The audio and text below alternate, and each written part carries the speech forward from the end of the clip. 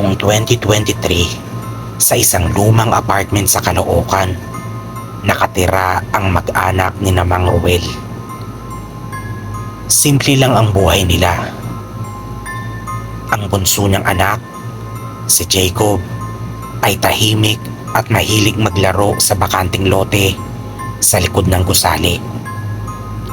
Pero isang hapon, habang naglalaro, bigla siyang nawalan ng malay. Pagkagising niya, hindi na siya si Jacob.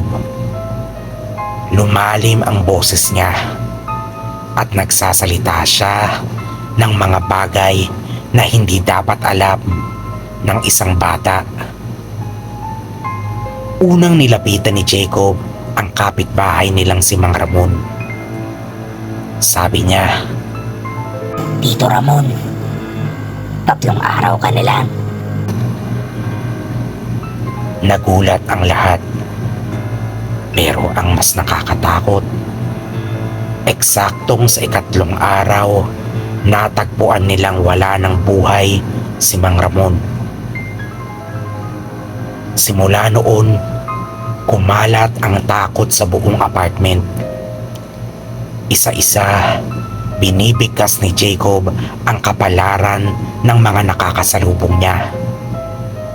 Lahat ng sinabi niya ay nagkakatotoo.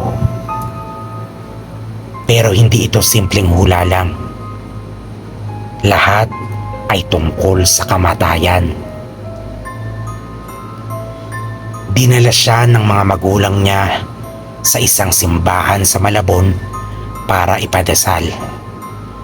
Pero bago pa magsimula ang pare, tumayo si Jacob at biglang nagsalita.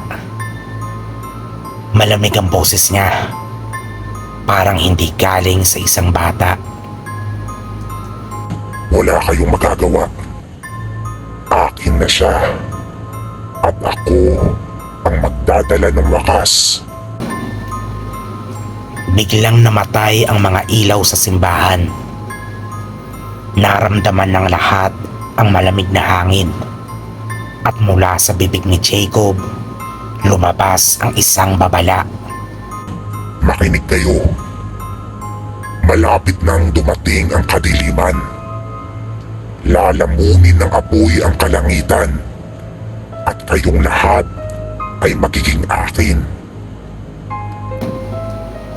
Sa kisame ng simbahan, lumitaw ang kakaibang mga marka. Parang mga simbolo ng kamatayan. At bigla, tumawa si Jacob ng napakalakas.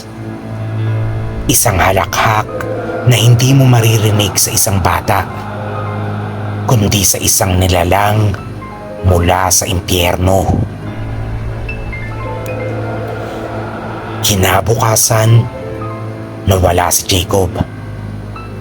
Hinanap siya kung saan-saan, pero parang natunaw lang siya sa hangin.